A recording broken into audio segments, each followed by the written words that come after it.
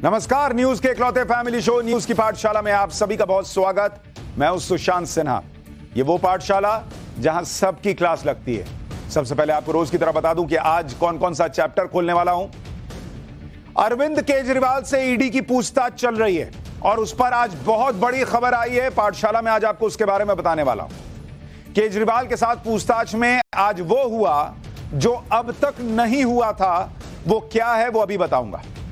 केजरीवाल पर एक नहीं, दो नहीं, तीन ब्रेकिंग न्यूज एक साथ आज आपको दिखाने वाला हूं। पहले चैप्टर में केजरीवाल हिरासत में रहते हुए जो आदेश दे रहे हैं उसका सच क्या है। क्या केजरीवाल खुद तो नहीं चाहते कि दिल्ली में राष्ट्रपति शासन लग जाए? आज इसके बारे में भी बताऊंगा। फिर बात होगी कंगना रनौत की, जिन्हें बीजेपी ने टिकट क्या दिया, उन पर हमले शुरू हो गए। कंगना पर हमला कांग्रेस को बहुत भारी पड़ने वाला है क्या? बीजेपी की लिस्ट में ऐसा क्या है जो कईयों का गेम बिगाड़ देगा? वरुण गांधी कांग्रेस के टिकट पर चुनाव लड़ने वाले हैं क्या? यानी 2024 के चुनाव से जुड़ी हुई हर खबर का चैप्टर भी है।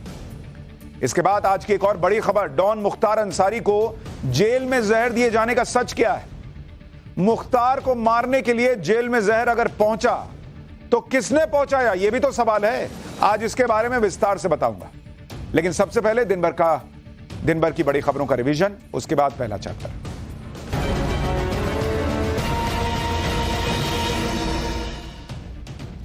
शराब घोटाले के मामले में गिरफ्तार बीआरएस नेता के कविता को तिहाड़ जेल पहुंचा दिया गया है। सूत्रों के मुताबिक कविता को तिहाड़ की महिला जेल नंबर 6 में रखा गया। जेल मैनुअल के हिसाब से वो दूसरी महिला कैदियों के साथ ही रहेंगी। हालांकि कोर्ट ने के कविता को घर का बना खाना मुहैया कराने की इजाजत दे दी। कविता ने राउज एवेन्यू कोर्ट से अंतरिम जमानत की मांग की थी, जिस पर कोर्ट ने कहा कि यह मामला आर्थिक अपराध का है और इसकी इन्वेस्टिगेशन में अभी बाकी है। क्राइम केसेस के हिसाब से ज्यादा कॉम्प्लिकेटेड है यह केस, इसलिए के कविता को 9 अप्रैल तक न्यायिक हिरासत में रहना होगा। कोर्ट ने कविता को अंतरिम जमानत की मांग पर ईडी से 1 अप्रैल तक जवाब दाखिल करने के लिए भी कहा है। लद्दाख के सामाजिक कार्यकर्ता सोनम वांगचुक ने अपनी भूख हड़ताल खत्म कर दी है। लद्दाख को राज्य का दर्जा दिए जाने और उसे संविधान की 6ठी अनुसूची में शामिल करने की मांग को लेकर सोनम वांगचुक 21 दिन से भूख हड़ताल पर थे। नमक और पानी पर जिंदा रहे सोनम वांगचुक ने कहा कि उनकी लड़ाई जारी रहेगी। वांगचुक ने लद्दाख के लोगों से राष्ट्र हित में सावधानी पूर्वक अपने मताधिकार का इस्तेमाल करने का आह्वान भी किया। दावा किया जा रहा है कि पिछले 21 दिनों में तकरीबन 60,000 लोग इस अनशन में शामिल हुए। मध्य प्रदेश के छिंदवाड़ा लोकसभा सीट से कांग्रेस उम्मीदवार नकुल नाथ ने आज अपना नॉमिनेशन फाइल कर दिया। इस दौरान नकुल नाथ के साथ उनके पिता और राज्य के पूर्व सीएम कमलनाथ भी नजर आए। परिवार के कई सदस्य भी नकुल नाथ के नामांकन के लिए पहुंचे हुए थे।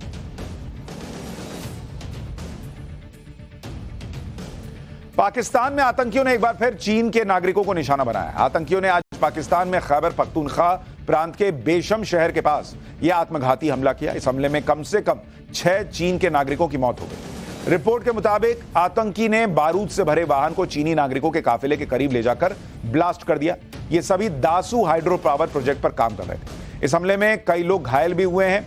खबर यह भी है कि इस हमले के बाद पाकिस्तान के प्रधानमंत्री शहबाज शरीफ भागकर चीन के दूतावास पहुंचे ताकि पाकिस्तान को चीन की नाराजगी से किसी तरह बचाया जा सके।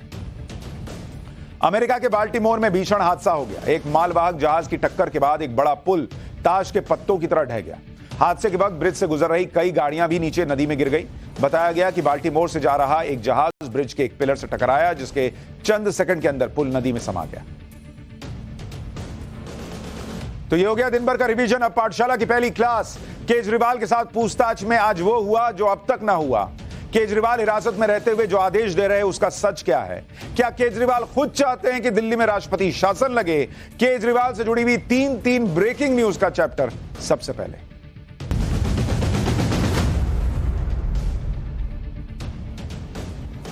अरविंद केजरीवाल को ईडी की कस्टडी में करीब 5 दिन हो गए और केजरीवाल की पूछताछ पर इस वक्त सबसे बड़ी खबर आई है। और वो बड़ी खबर ये कह रही है कि आज पहली बार अरविंद केजरीवाल के सामने बैठाकर किसी को पूछताछ हुई है।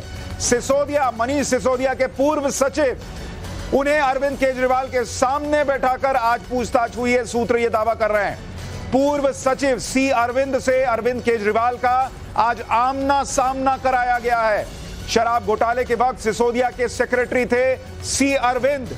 केजरीवाल को सी अरविंद के सामने बैठाकर सूत्र दावा कर रहे हैं कि आज पूछताछ हुई है और सूत्रों के मुताबिक 3 घंटे से ज्यादा अरविंद केजरीवाल के सामने सी अरविंद को बैठाया गया और दोनों से सवाल जवाब हुए आमने सामने बैठाकर।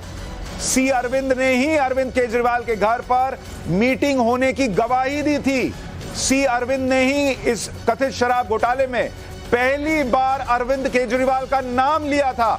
यानी सी अरविंद इस पूरे मामले में बहुत अहम व्यक्ति हैं, बहुत अहम गवाह हैं, जिनसे केजरीवाल का आमना सामना कराने से शराब घोटाले में केजरीवाल से बहुत सारे राज खुल सकते हैं। और ये आज अरविंद केजरीवाल से जो पूछताछ चल रही है उसमें बहुत बड़ा डेवलपमेंट है, क्योंकि अभी तक अरविंद केजरीवाल से सिर्फ ईडी की टीम बैठती थी सामने और पूछताछ होती थी, लेकिन आज इस पूरे मामले में सी अरविंद को बैठाया गया अरविंद केजरीवाल के सामने और आमने सामने बैठाकर पूछताछ हुई है। इस पूछताछ में क्या निकला, सूत्र क्या कह रहे हैं, आपको आगे बताऊंगा। लेकिन सी अरविंद और अरविंद केजरीवाल की आमने सामने बैठकर पूछताछ की बड़ी अहमियत क्यों है, पहले यह समझिए। दरअसल सी अरविंद ने इस मामले में 7 दिसंबर 2022 को गवाह के तौर पर सेक्शन 164 सीआरपीसी के तहत मजिस्ट्रेट के सामने बयान दर्ज करवाया था। सेक्शन 164 के तहत बयान दर्ज कराना बड़ा इंपॉर्टेंट माना जाता है और इस बयान में यही सी अरविंद जो आज केजरीवाल के सामने बैठाए गए, इन्होंने कहा था कि मनीष सिसोदिया ने मार्च 2021 में उन्हें मुख्यमंत्री अरविंद केजरीवाल के घर पर बुलाया था। वहां पर सत्येंद्र जैन मौजूद थे। वहां पर मनीष सिसोदिया ने सी अरविंद को एक डॉक्यूमेंट दिया और उस डॉक्यूमेंट के आधार पर ही जीओएम की ड्राफ्ट रिपोर्ट बनाने के लिए कहा गया। सी अरविंद ने बताया कि उन्होंने पहली बार डॉक्यूमेंट में इस तरह के प्रस्ताव देखे जो प्रस्ताव जीओएम की मीटिंग में कभी चर्चा तक में नहीं आए थे। इसलिए सी अरविंद बहुत इंपॉर्टेंट कैरेक्टर हैं इस पूरे शराब घोटाले मामले के।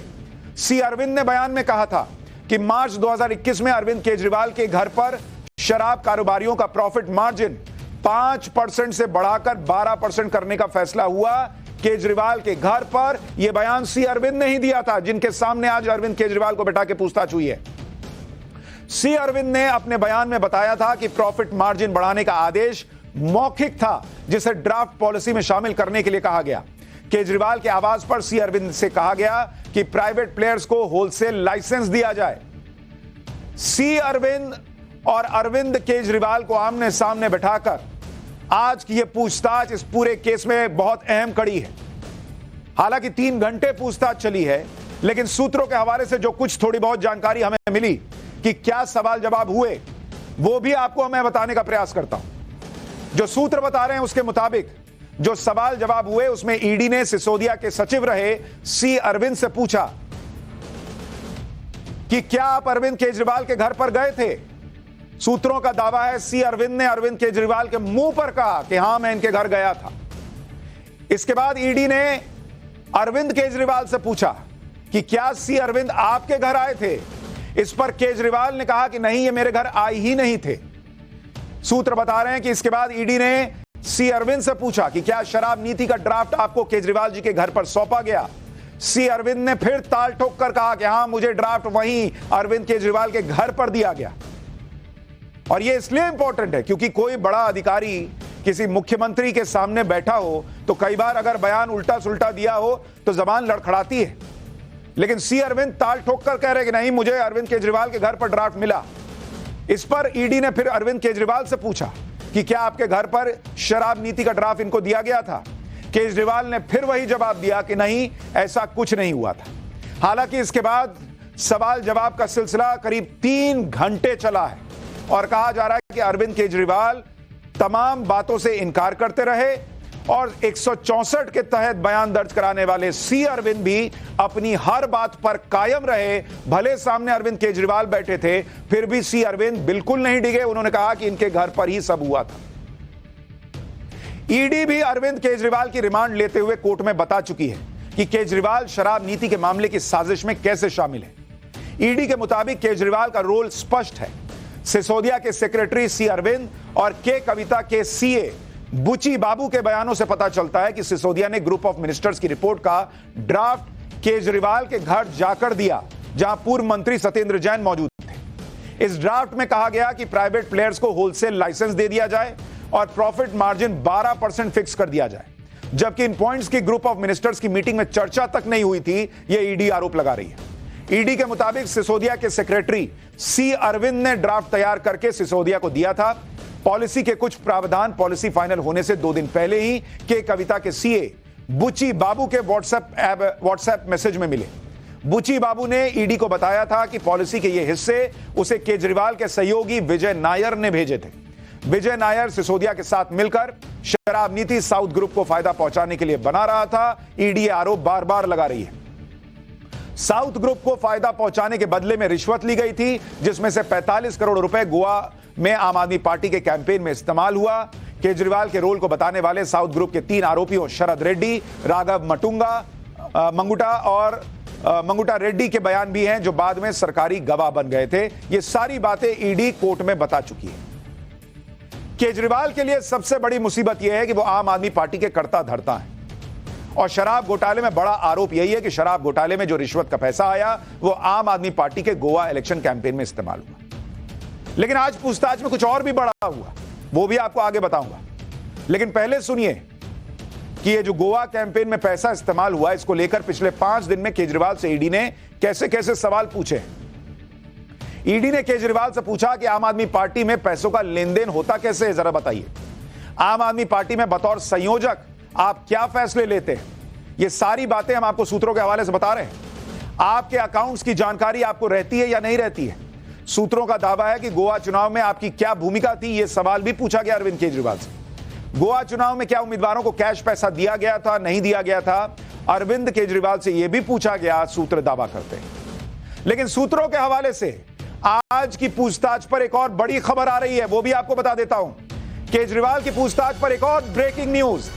ईडी के पास अरविंद केजरीवाल के 2 मोबाइल फोन मौजूद हैं जो अरविंद केजरीवाल इस्तेमाल कर रहे थे, और ईडी के सूत्रों का दावा है कि इन दोनों फोन के पासवर्ड अरविंद केजरीवाल नहीं बता रहे। ईडी चाहती है कि वो दोनों मोबाइल फोन को खंगाले, उसमें क्या डेटा है, क्या जानकारी है वो हासिल करे। लेकिन अरविंद केजरीवाल सूत्र दावा कर रहे हैं कि इन दोनों फोन का पासवर्ड नहीं बता रहे, और सूत्रों का कहना है कि अब ऐसे में ईडी अरविंद केजरीवाल के फोन की फॉरेंसिक जांच कराएगी, क्योंकि अगर अरविंद केजरीवाल जांच में सहयोग नहीं करेंगे, अगर वो मोबाइल का पासवर्ड नहीं बताएंगे, तो संभव है कि ईडी इस फोन को फॉरेंसिक जांच के लिए भेज दे, जहां इस फोन को बिना अरविंद केजरीवाल का पासवर्ड बताए भी खोला जाएगा, और फिर उसमें क्या डेटा है यह देखा जाएगा।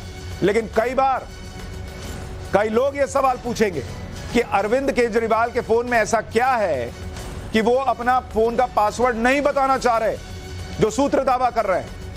हालांकि अरविंद केजरीवाल की आपको एक पुरानी तस्वीर भी दिखाता हूं।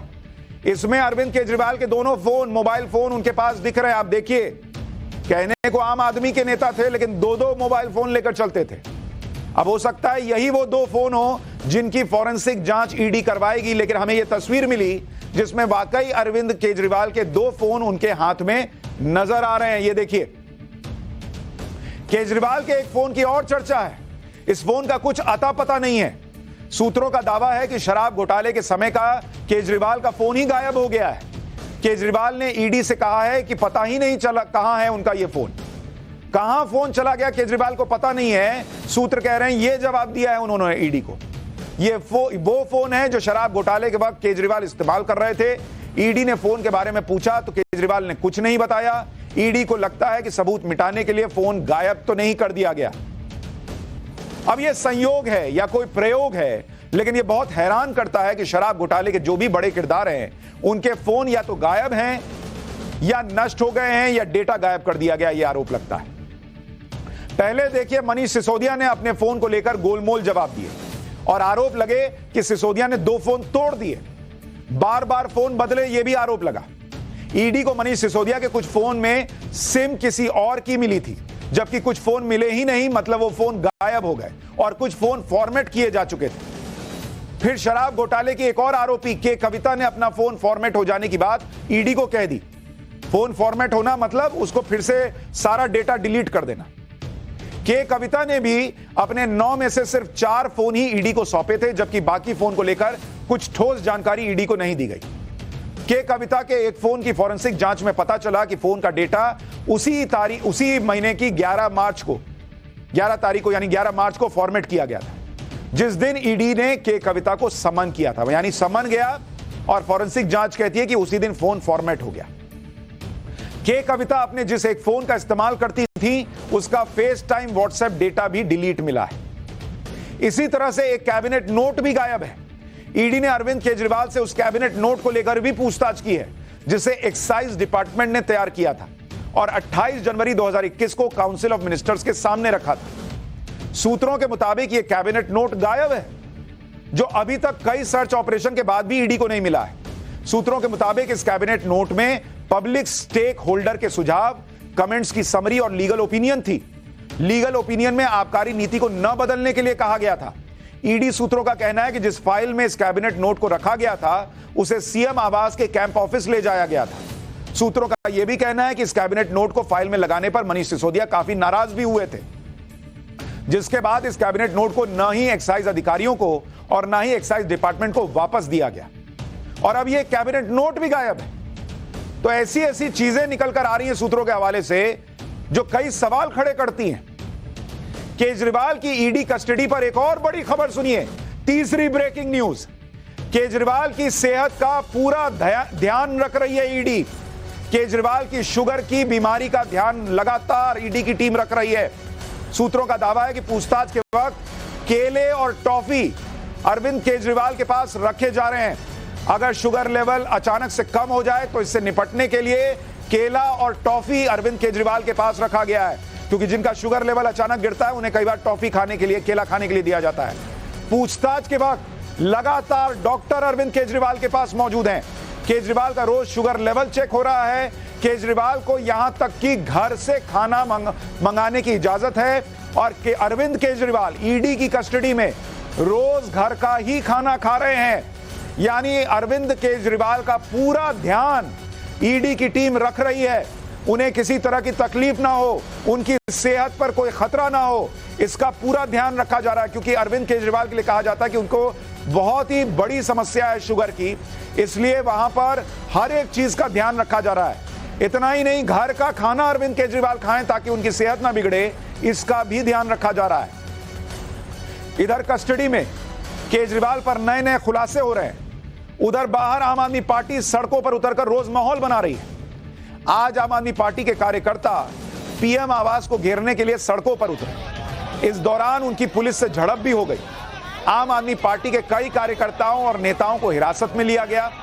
एक बार दिल्ली से यह रिपोर्ट देखिए, फिर आपको बताऊंगा कि आज बीजेपी ने कैसे केजरीवाल को घेरा है।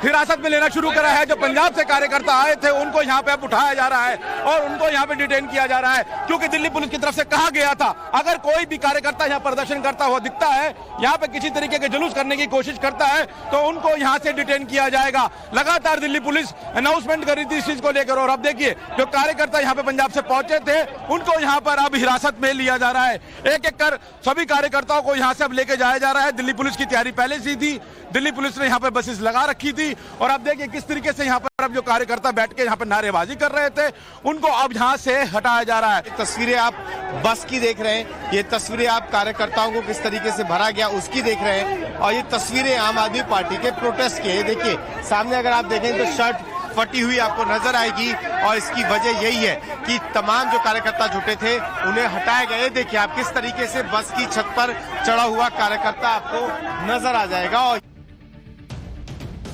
आम आदमी पार्टी एक कानूनी मामले को राजनीतिक मुद्दा बना रही है और बीजेपी भी इसका राजनीतिक जवाब दे रही है। बीजेपी ने भी केजरीवाल के खिलाफ हल्ला बोल दिया है। दिल्ली में बीजेपी नेताओं ने प्रदर्शन किया और केजरीवाल के इस्तीफे की मांग की। दिल्ली के आईटीओ पर बीजेपी ने प्रदर्शन किया और इस दौरान दिल्ली पुलिस ने बीजेपी कार्यकर्ताओं पर वाटर कैनन का इस्तेमाल किया। प्रदर्शन के दौरान बीजेपी नेताओं ने केजरीवाल के लिए क्या कहा, यह सुनिए, फिर आपको बताऊंगा कि वो तस्वीर कौन सी है जो ईडी पर उठे सवालों के ईडी पर सवाल उठाने वालों को जवाब देगी। जैसे सत्येंद्र जैन सपना लेके आए थे कि मैं जेल से जेल मंत्री रहूंगा, ऐसे अरविंद केजरीवाल सपना देख रहे हैं। हमने पहले भी प्रचंड विरोध करके सत्येंद्र जैन को मजबूर किया था। अरविंद केजरीवाल जी को भी भ्रष्ट मुख्यमंत्री को मजबूर करेंगे कुर्सी छोड़ने के लिए। दिल्ली की जनता आज सड़कों पे है। इस दिल्ली की जनता का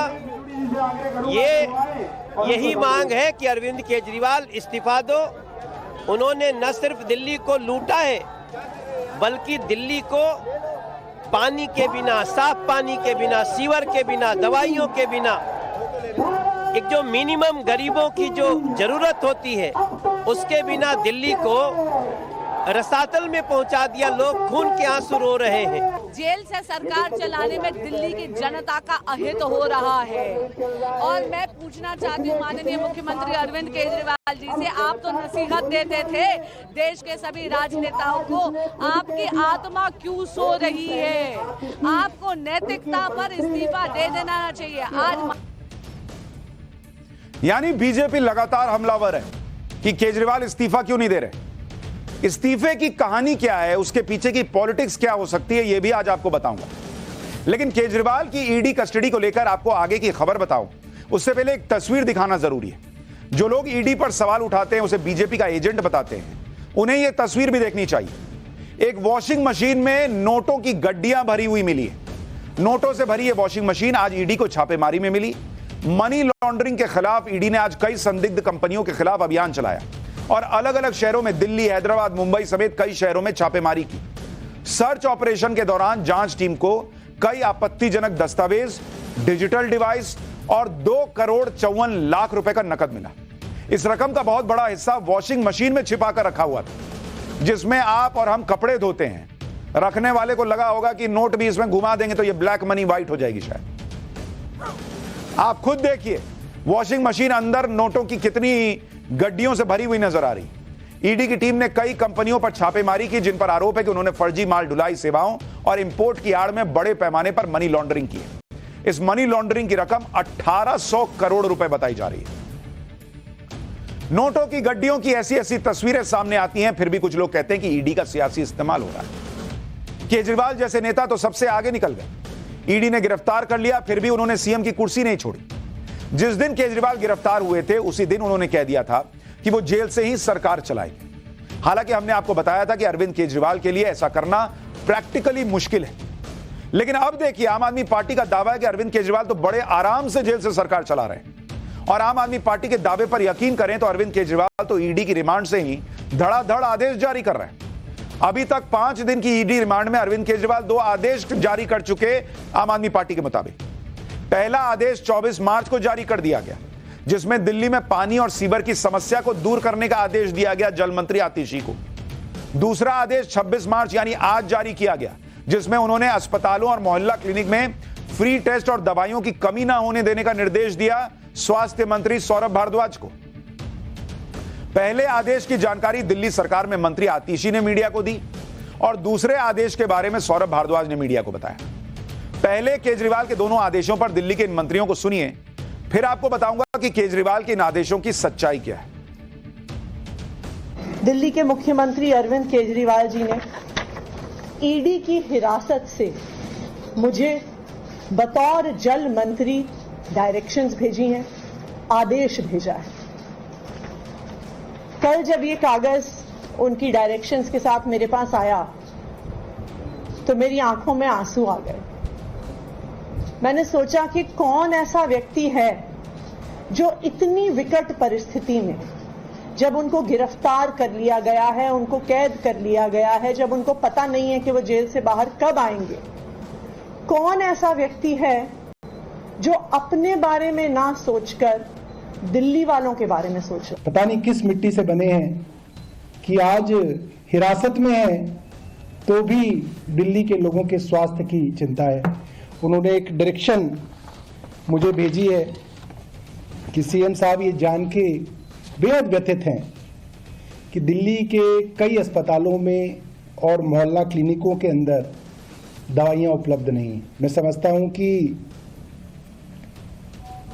उनका निर्देश तो हमारे लिए भगवान की आज्ञा जैसा है और इसके ऊपर युद्ध स्तर पे मेरा विभाग और मैं मिलकर कार्रवाई करेंगे कि आपका मुख्यमंत्री चाहे जेल में है मगर सोच वो सिर्फ आपके लिए रहा है, सिर्फ और सिर्फ जनता के लिए मुख्यमंत्री सोच रहे हैं।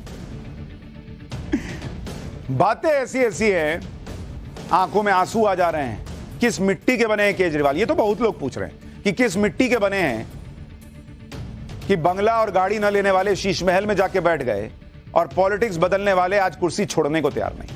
किस मिट्टी के बने? हालांकि आतिशी और सौरभ भारद्वाज ने तो अरविंद केजरीवाल की छवि को चमकाने की पूरी कोशिश की। दावा किया कि देखो ऐसा मुख्यमंत्री है जो ईडी रिमांड में भी जनता की सोच रहा है। लेकिन इस माहौल बनाने के चक्कर में आम आदमी पार्टी ने अरविंद केजरीवाल और अपनी ही सरकार को फंसा दिया। क्योंकि एक तो इस आदेश पर विवाद हो गया, जिसका सच थोड़ी देर में बताऊंगा, और दूसरा दिल्ली सरकार के कामकाज पर सवाल उठ गए। क्योंकि पहली बात तो यह कि अरविंद केजरीवाल को चमकाने के चक्कर में आतिशी और सौरभ भारद्वाज ने खुद ही यह कबूल कर लिया कि उनके विभाग में कामकाज सही से नहीं हो रहा। दूसरी बात, अगर किसी मंत्री को विभाग में गड़बड़ी का भी पता उस सीएम से चल रहा है जो ईडी की रिमांड में अंदर बैठा हुआ है, तो फिर कायदे से तो इन दोनों मंत्रियों को इस्तीफा दे देना चाहिए। जो आदमी ईडी की रिमांड में उसको पता चल रहा है कि मोहल्ला क्लिनिक में दवा नहीं है, जो आदमी ईडी की रिमांड में उसको पता चल रहा है दिल्ली वालों को पानी की दिक्कत हो रही है, तो जल मंत्री और स्वास्थ्य मंत्री बाहर बैठ के क्या कर रहे हैं बॉस? ईडी की कस्टडी में बैठे सीएम को प्रॉब्लम का पता चल रहा है, यहां पानी की दिक्कत, वहां इलाज नहीं हो रहा, तो ये मंत्री बाहर बैठ के क्या कर रहे हैं? तो फिर ये इस्तीफा दें। तीसरी बात, क्या ईडी की कस्टडी में मौजूद सीएम का आदेश आएगा तभी काम होगा? अगर उनका आदेश नहीं आता तो काम नहीं होता फिर। और कह रहे हैं हमारे लिए आदेश केजरीवाल जी का भगवान जैसा है। अरे भगवान तो पॉलिटिक्स में पब्लिक होती है, ये केजरीवाल जी को भगवान मान के बैठे। बार बार ये कहना कि सीएम साहब को देखिए कितने चिंतित हैं, खुद कस्टडी में हैं लेकिन दिल्ली वालों के लिए सोच रहा है। बॉस, तो सीएम बने रहने का फैसला भी तो खुद ही किए हैं। दिल्ली की जनता की इतनी चिंता है तो सीएम पद छोड़ दें, किसी ऐसे व्यक्ति को ईडी की कस्टडी में कुर्सी दे दें जो ईडी की कस्टडी में ना हो। और अभी ईडी की कस्टडी में तो 4 दिन पहले गए हैं, उसके पहले याद नहीं आ रहा था कि दिल्ली में पानी की समस्या है, दिल्ली में दवाइयां खत्म हो गई हैं मोहल्ला क्लिनिक में। ईडी की कस्टडी में याद आ रहा है कि अरे ये सब बाहर हो रहा है। जानबूझकर खुद सीएम पद नहीं छोड़ रहे और फिर ये माहौल बना रहे हैं कि देखिए सीएम खुद फंसे होकर भी जनता की सोच रहे हैं। एक बात समझने वाली भी है कि अरविंद केजरीवाल तो हर वक्त अपने गवर्नेंस मॉडल का डंका पीटते हैं, ये दावा करते हैं कि उनके हेल्थ मॉडल बेस्ट है, तो फिर कैसे आपकी सरकार में दवाइयां ना मिलने या फ्री टेस्ट ना होने की शिकायतें आ रही हैं? ये दिक्कत आपको कस्टडी में रहकर अपने मंत्री को बतानी पड़ रही है। ये मॉडल है इनका। कुछ लोग ये भी पूछ रहे हैं कि अरविंद केजरीवाल तो अभी ईडी की रिमांड पर हैं, तो फिर कैसे अपने मंत्रियों को आदेश दे रहे हैं? इसके जवाब में दिल्ली की मंत्री आतिशी ने 24 मार्च को अपनी प्रेस कॉन्फ्रेंस में एक लेटर दिखाया। आतिशी का दावा था कि यह लेटर ही अरविंद केजरीवाल का लिखित आदेश है जो उन्हें मिला है। इस लेटर के ऊपर लिखा है office of the chief minister, government of Delhi. नीचे अरविंद केजरीवाल का नाम लिखा है, यानी आतिशी के मुताबिक केजरीवाल ने ईडी की रिमांड से लिखित आदेश दे दिया, साइन तो है नहीं। अब दिक्कत है कि अरविंद केजरीवाल की छवि चमकाने के चक्कर में आतिशी ने जो लेटर दिखाया उसी पर आम आदमी पार्टी फंस गई। क्योंकि एक सवाल तो यह है कि क्या बिना कोर्ट के ऑर्डर के अरविंद केजरीवाल ईडी रिमांड से आदेश जारी करने की अथॉरिटी है उनके पास? और दूसरा सवाल यह कि आम आदमी पार्टी जो केजरीवाल का लेटर दिखा रही है, क्या वाकई यह लेटर केजरीवाल ने जारी किया है, और किया है तो उनका साइन कहां है? बीजेपी ने अरविंद केजरीवाल के लेटर पर सवाल उठाए। बीजेपी नेता मनजिंदर सिंह सिरसा ने माफ कीजिएगा एलजी और ईडी से इसकी शिकायत की है। बीजेपी का आरोप है कि इस लेटर पर ना तो केजरीवाल का साइन है, ना ऑफिस नंबर है, ना लेटर नंबर है, ना किसी अधिकारी के साइन है, ना कोई सरकारी मुहर है। बीजेपी का आरोप यह भी है कि दिल्ली से सीएम ऑफिस का दुरुपयोग किया जा रहा है, फर्जी तरीके से आदेश जारी किए जा रहे हैं जो पूरी तरह से अवैध और असंवैधानिक है। इसकी जांच होनी चाहिए। एक बार बीजेपी नेता मनजिंदर सिरसा को सुनिए, फिर आपको बताऊंगा कि क्या ईडी की रिमांड में केजरीवाल को लिखित या मौखिक किसी तरह का आदेश देने की इजाजत है भी या नहीं। आज मैंने दिल्ली के उपराज्यपाल और इन्फोर्समेंट डायरेक्टरेट को आतिशी जी और उनके साथियों के खिलाफ कंप्लेंट की है, जिन्होंने मुख्यमंत्री जी के नाम से एक इलीगल ऑर्डर दिखाया और यह कहा कि दिल्ली के मुख्यमंत्री का ऑर्डर है और मुख्यमंत्री जी ने ईडी कस्टडी में जेल में रहते हुए ये ऑर्डर पास किया है। ये टोटल इलीगल था, अनकॉन्स्टिट्यूशनल था और ये मुख्यमंत्री के ऑफिस का मिसयूज है। ये क्रिमिनल कॉन्स्पिरेसी है दिल्ली के लोगों के साथ, दिल्ली के मुख्यमंत्री के दफ्तर के साथ। एक सवाल यह भी है कि क्या किसी सीएम के पास ईडी की कस्टडी में किसी आदेश को जारी करने की अथॉरिटी होती भी है या नहीं। ईडी के सूत्रों के मुताबिक वो इस बात की जांच करेंगे और ये देखेंगे कि क्या कोर्ट ने जो रिमांड ऑर्डर दिया है क्या यह आदेश उसके दायरे में रहकर दिया गया है। ऐसा भी संभव है कि ईडी अरविंद केजरीवाल के इस आदेश को कोर्ट में चैलेंज कर सकती है। ईडी सूत्रों के मुताबिक वो केजरीवाल के कथित आदेश से जुड़े मामले की जांच कराएगी। ईडी ये देखेगी कि अरविंद केजरीवाल ने कब और कैसे आदेश दिया, क्योंकि अभी तो उन्हें सिर्फ अपने वकील, परिवार और पर्सनल सेक्रेटरी से मिलने की इजाजत है। वकील और परिवार दोनों सरकार में नहीं है, दोनों सरकारी आदेश का हिस्सा नहीं है, तो फिर केजरीवाल ने आदेश दिया तो दिया किसको? ईडी सूत्रों के मुताबिक नियमों के तहत कस्टडी में ऐसे आदेश जारी करने की इजाजत ही नहीं है। ईडी की माने तो अरविंद केजरीवाल के पास ना तो कोई कंप्यूटर है, ना कोई पेपर, तो फिर लिखित आदेश जारी कैसे हुआ?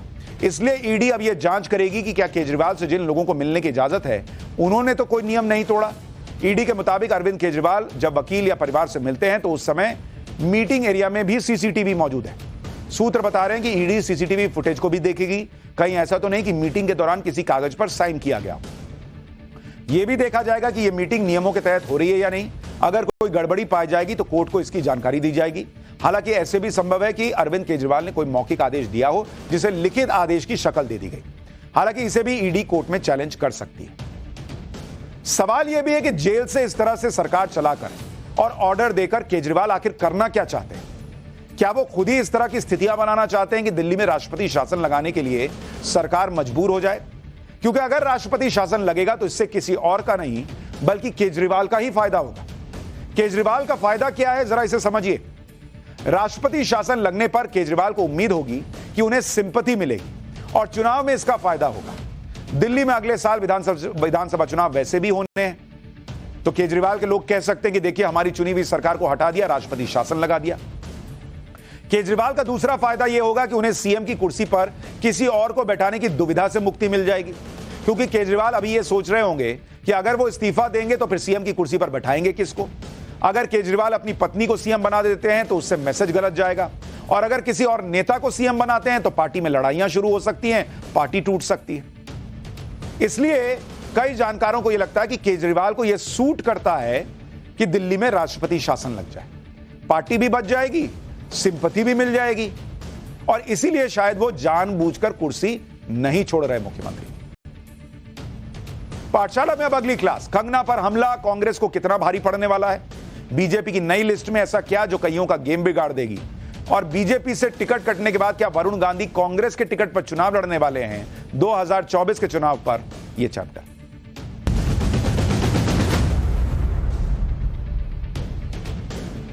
कांग्रेस वैसे तो मणिपुर, महिला पहलवान ब्रजभूषण शरण सिंह जैसे कई मुद्दों को लेकर सरकार को महीनों से घेरती रही, लेकिन उसके खुद के नेता जब महिला विरोधी बातें करते हैं तो कोई एक्शन नहीं होता, बल्कि ऐसी महिला विरोधी बातों पर बहाने बनाए जाते हैं। एक्टर कंगना रनौत के मामले में भी कांग्रेस की यही सोच सामने आई।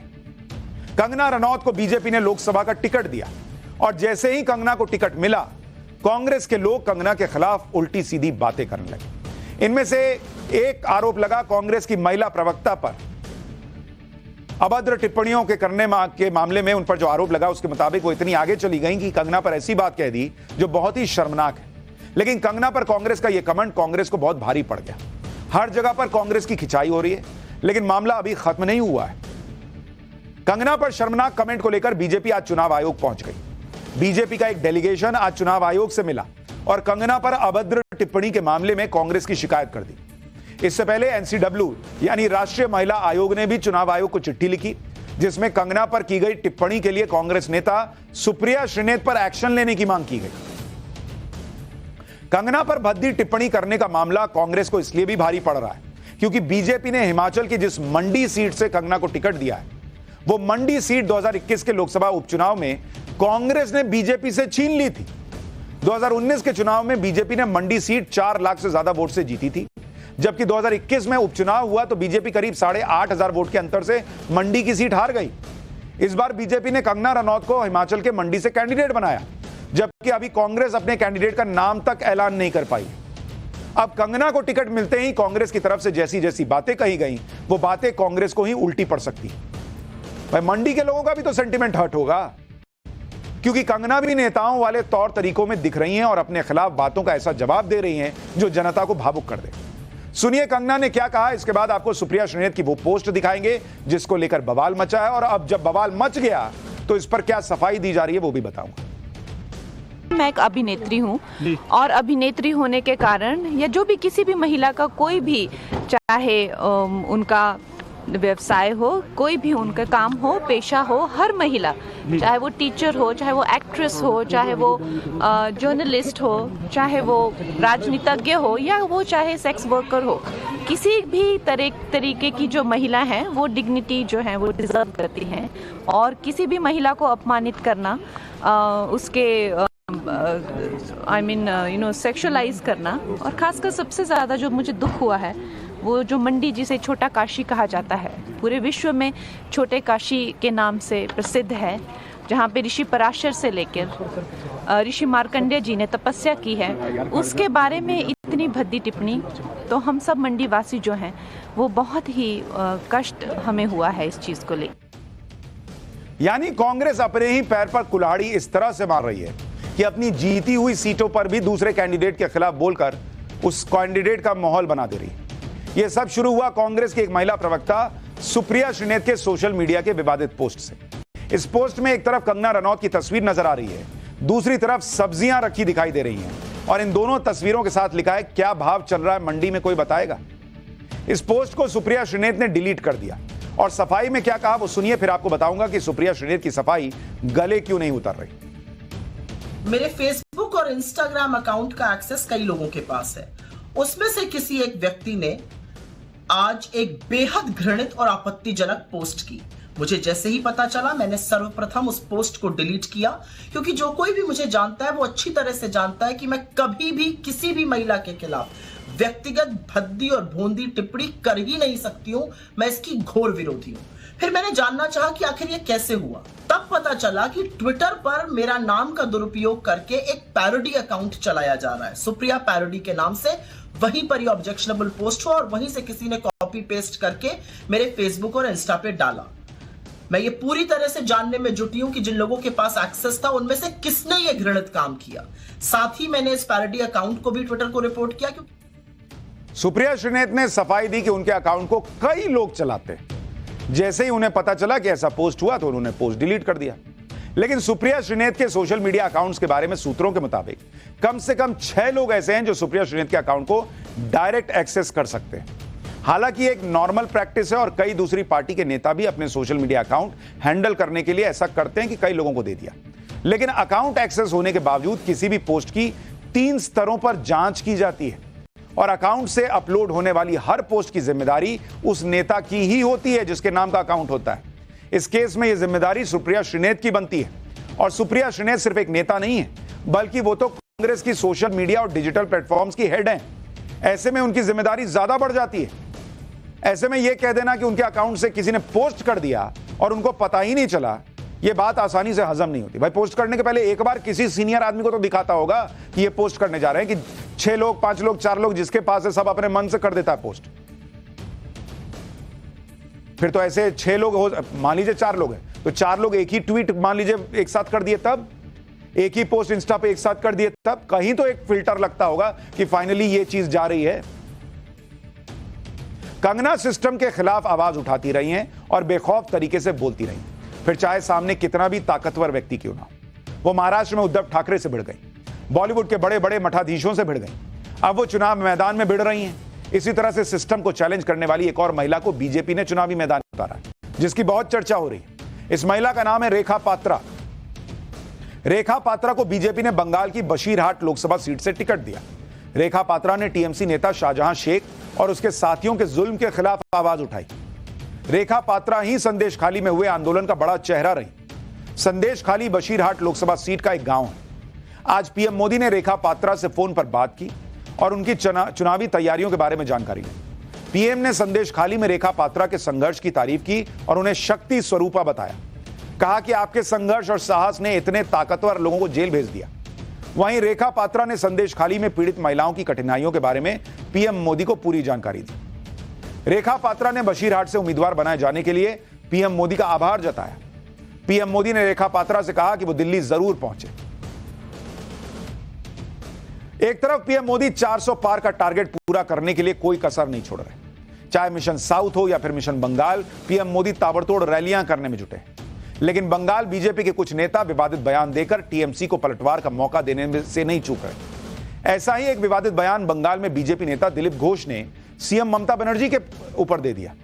बीजेपी सांसद दिलीप घोष ने कहा कि बंगाल को अपना भतीजा चाहिए बिहार से, उत्तर प्रदेश से। दीदी ने गोवा जाकर कहा मैं गोवा की बेटी हूं। त्रिपुरा गई और कहा कि मैं त्रिपुरा की बेटी हूं। वो पहले यह फैसला ले कि उनके पिता कौन है। किसी की भी बेटी होना ठीक नहीं है। अब आप सोचिए, ये कोई बयान है? सीनियर नेता हैं बीजेपी के और कह रहे हैं पिता तय करना चाहिए। यह भाषा होती है? इसी चुनावी बयानबाजी के बीच बीजेपी की नई लिस्ट बहुत चौंकाने वाली है। पिछले 3 दिन में बीजेपी की 2 नई लिस्ट आ चुकी है। इसमें एक लिस्ट में यूपी को लेकर ऐसे ऐसे नाम हैं और ऐसे ऐसे चेहरों का टिकट कटा है जिनके बारे में हम पाठशाला में आपको पहले ही बता चुके थे। हमने आपको बताया था कि यूपी में इस बार वरुण गांधी का टिकट कट सकता है। बीजेपी की लिस्ट में वैसा ही हुआ। वरुण गांधी को पीलीभीत से टिकट नहीं मिला। हमने बताया था कि मेनका गांधी को सुल्तानपुर से फिर टिकट मिलेगा।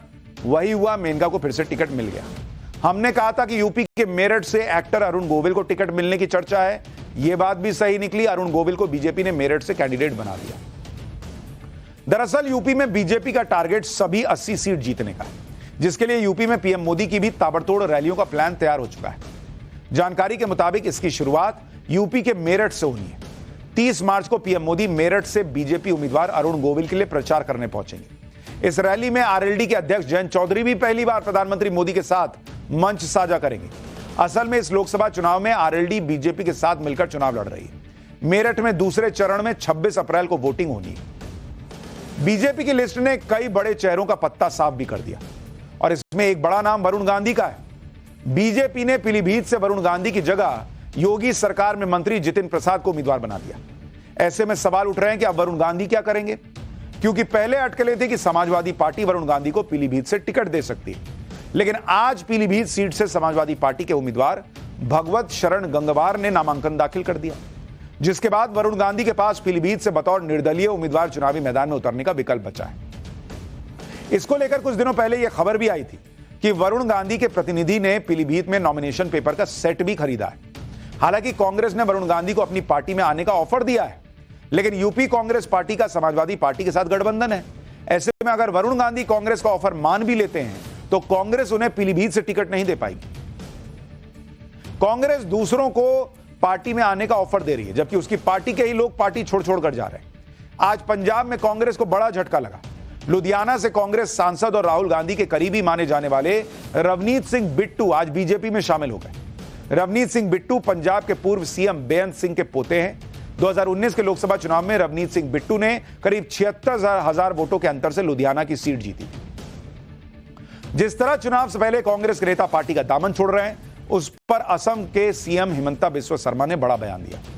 हिमंता बिस्वा शर्मा ने कहा कि असम में कांग्रेस नेता बीजेपी के लिए एफडी यानी फिक्स डिपॉजिट की तरह है। आगे हिमंत बिस्वा शर्मा ने कहा कि जब भी मोदी जी को जरूरत होगी वो कांग्रेस के नेताओं को बीजेपी में ले आएंगे। यही नहीं, हिमंता बिस्वा शर्मा ने दावा किया कि 2025 तक असम कांग्रेस के अध्यक्ष भूपेन कुमार बोरा भी बीजेपी में शामिल हो जाएंगे।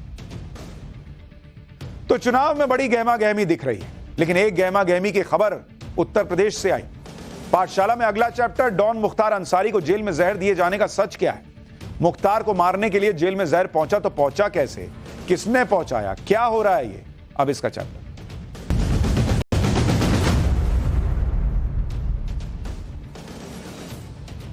एक पुरानी कहावत है कि बहुत डरे हुए आदमी को अंधेरे में रस्सी भी सांप दिखाई देती है। यही हाल यूपी के बांदा जेल में बंद मुख्तार अंसारी का हो रहा है। पिछले साल अप्रैल में गैंगस्टर अतीक अहमद की मौत के बाद मुख्तार अंसारी बहुत डरा हुआ बताया जा रहा है। उसे लग रहा है कि कहीं अचानक उसका भी काम ना खत्म हो जाए, इसलिए इस बार भी यह आरोप लगाया जा रहा है कि मुख्तार अंसारी को मारने के लिए उसे जेल में स्लो पॉइजन दिया जा रहा है, यानी जहर दिया जा रहा है। दरअसल मुख्तार अंसारी की आज सुबह तबीयत खराब होने की वजह से बांदा मेडिकल कॉलेज में भर्ती करवाया गया, जहां कुछ देर के इलाज के बाद डॉक्टर्स की टीम ने कह दिया कि सब कुछ ठीक है। मुख्तार अंसारी की मेडिकल रिपोर्ट में जो बातें लिखी गई हैं उसे सुनकर आप माथा पकड़ लेंगे। लेकिन अंसारी परिवार ने इस बात को ऐसे प्रचारित किया कि जैसे मुख्तार अंसारी को जेल में कोई धीरे धीरे जहर दे रहा है। हालांकि यह आरोप पहली बार नहीं लगाया गया, इससे पहले भी मुख्तार अंसारी और उसके परिवार की तरफ से यह आरोप लगाया जा चुका है कि जेल में उसकी जान को खतरा है और किसी ना किसी बहाने से जेल के अंदर मुख्तार अंसारी की हत्या करवाई जा सकती है। लेकिन इस बार मुख्तार के अस्पताल पहुंचने की वजह से जेल में जहर देने वाला आरोप ट्रेंड करने लग गया। अंसारी परिवार का यह आरोप कितना सच्चा है, सबसे बड़ा सवाल तो यह है मुख्तार अंसारी के जेल में जहर देने के पीछे असली प्लानिंग क्या है, यह भी समझना जरूरी है कि भाई ये जो आरोप लग रहा है इसके पीछे की सोच क्या है। लेकिन उससे पहले मुख्तार अंसारी के साथ जेल में हुआ क्या, यह भी आपको बताता हूं। कल देर रात करीब 1:30 बजे बांदा जेल में मुख्तार अंसारी ने तेज पेट दर्द की शिकायत की कि बहुत पेट दुख रहा है। इसके बाद उसे जिला अस्पताल ले जाया गया, जहां से बांदा मेडिकल कॉलेज में उसे शिफ्ट कर दिया गया। मुख्तार अंसारी को आईसीयू में भर्ती किया गया, जहां उनकी सारी जांच की गई। इसके बाद डॉक्टर्स ने कहा कि पिछले 4-5 दिनों से पेट साफ ना होने की वजह से मुख्तार अंसारी को पेट दर्द की शिकायत हो रही। मतलब 4-5 दिन से मुख्तार अंसारी दैनिक क्रिया नहीं कर पा रहे थे। आमतौर पर पेट से जुड़ी गैस्ट्रिक प्रॉब्लम होने की वजह से पेट में तेज दर्द की शिकायत हो जाती है। इसके बाद आज शाम करीब 7 बजे मुख्तार अंसारी को फिर से बांदा जेल में शिफ्ट कर दिया गया। यानी सारी समस्या डॉक्टर्स के मुताबिक दीर्घ शंका निवारण न होने की थी और गैस्ट्रिक की थी। जेल से बाहर निकलने के बाद मुख्तार अंसारी का लुक पूरी तरह बदला हुआ दिखाई दे रहा था। बहुत से लोग तो पहचान ही नहीं पाए कि यह वही मुख्तार अंसारी है। देखिए जरा मुख्तार अंसारी की तस्वीर। चेहरे पर रौबदार मूछें हुआ करती थी एक जमाने में। अपने नए लुक में मुख्तार अंसारी के सिर पर बाल और चेहरे पर मूछें नहीं थी, इसलिए बहुत से लोग मुख्तार अंसारी को पहचान ही नहीं पाए। देखकर लोग सोशल मीडिया पर लिख रहे हैं कि किसी जमाने में यूपी में जिस मुख्तार अंसारी का सिक्का चला करता था उसका अब योगी राज में क्या हाल हो गया। मुख्तार अंसारी इतना डरा हुआ बताया जा रहा है कि जेल में जहर देने के आरोप लगा रहा है, ये लोग लिख रहे हैं। मुख्तार अंसारी को जेल में जहर देने की चर्चा के बीच आज सुबह 8 बजे बांदा मेडिकल कॉलेज ने मुख्तार अंसारी का हेल्थ बुलेटिन जारी किया। इसमें लिखा गया कि मुख्तार अंसारी को पिछले 4-5 दिनों से कॉन्स्टिपेशन यानी कब्ज की शिकायत हो रही है और गैस बनने की वजह से यह दिक्कत हो रही है। अब मुख्तार अंसारी की कंडीशन स्टेबल है, लेकिन अंसारी परिवार ने आरोप लगा दिया कि मुख्तार को जहर दिया जा रहा है। सुनिए मुख्तार अंसारी के भाई अफजाल अंसारी क्या कह रहे हैं। इसके बाद अंसारी परिवार का जेल के जहर के पीछे का असली खेल बताऊंगा। आईसीयू में भर्ती हैं और मुलाकात का मौका मिला 5 मिनट। कैसी स्थिति है? होश में है अपने, और जो उन्होंने हमको दास्तान बताई उसी का है, वो उनका मानना है और उनका कहना है कि उन्हें खाने में कोई जहरीला पदार्थ खिलाया गया और ये दूसरी बार हुआ। अच्छा।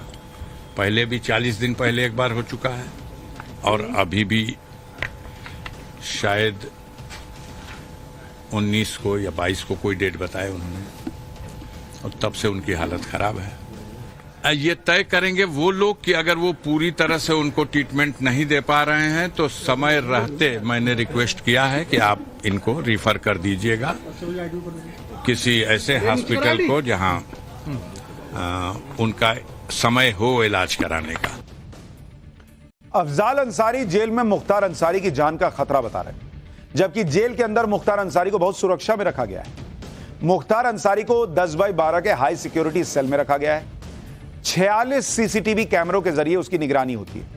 बांदा जेल में लगे तमाम सीसीटीवी कैमरों की निगरानी लखनऊ से होती है। बॉडी वॉर्न कैमरों से लैस जेल कर्मी उसकी बैरक के आसपास तैनात रहते हैं, मतलब जिनके बॉडी पर कैमरा लगा होता है। मुख्तार अंसारी की सुरक्षा में तैनात जेल कर्मियों पर भी पूरी नजर रखी जाती है। उसे वही खाना दिया जाता है जो बाकी 900 बंदी खाते हैं। इसके अलावा मुख्तार को दिया जाने वाला खाना पहले चखा जाता है, इसके बाद ही उसे खाने को दिया जाता है। लेकिन कल जैसे ही मुख्तार अंसारी को पेट दर्द की वजह से अस्पताल में भर्ती कराया गया, वैसे ही पूरे अंसारी परिवार ने जेल में जहर देने का माहौल बना दिया। सुनिए मुख्तार अंसारी का बेटा क्या कह रहा है। इसके बाद अंसारी को बांदा जेल से बाहर निकालने का प्लान समझाऊंगा। नहीं मिलने दिया गया, दे हैवंट अलाउड मी, बल्कि जो पत्र भेजा गया था उसमें मेरा नाम भी था, अफजाल बाबा का नाम था, लेकिन अफजाल बाबा को सांसद जी को मिलने दिया गया, उनको अलाउ किया गया, मुझे अलाउ नहीं किया गया है। तो मैं इस बारे में कुछ नहीं बता पाऊंगा। मतलब मिलने नहीं दिया गया आपको? मुझे नहीं मिलने दिया गया। मुझसे स्पष्ट रूप से मैं अपनी आईडी और सब फॉर्मल एक लेटर मैंने अपनी तरफ से एप्लीकेशन लिख के दिया। हाँ। जिसपे उन्होंने कहा कि नहीं आप कल आ जाइए, कल हम देखते हैं, प्रयास करेंगे। मुख्तार अंसारी और उसके परिवार को अच्छी तरह से पता है कि अब उसका जेल से बाहर आना बहुत मुश्किल है। इसलिए अंसारी परिवार इस कोशिश में है कि जेल में सुरक्षा का हवाला देकर मुख्तार अंसारी को किसी दूसरे राज्य की जेल में शिफ्ट करा दिया जाए, ताकि मुख्तार को कुछ राहत तो मिल सके। आपको याद होगा कि 2019 से 2021 के बीच मुख्तार अंसारी पंजाब की रोपड़ जेल में शिफ्ट हो गया, जहां कांग्रेस सरकार में उसको कोई परेशानी नहीं। लेकिन जैसे ही योगी सरकार ने मुख्तार अंसारी को पंजाब से यूपी की जेल में लाने का काम किया, वैसे ही मुख्तार अंसारी के दिन पूरी तरह से बदल गए। इसके बाद अतीक अहमद की मौत ने मुख्तार अंसारी को बहुत डरा दिया। इसके बाद मुख्तार अंसारी ने सुप्रीम कोर्ट में अर्जी लगाकर कहा कि यूपी के बाहर किसी दूसरे राज्य की जेल में शिफ्ट कर दीजिए। इसलिए आए दिन जेल में जहर का आरोप लगाकर जान की सुरक्षा का माहौल बनाने की तैयारी चल रही है।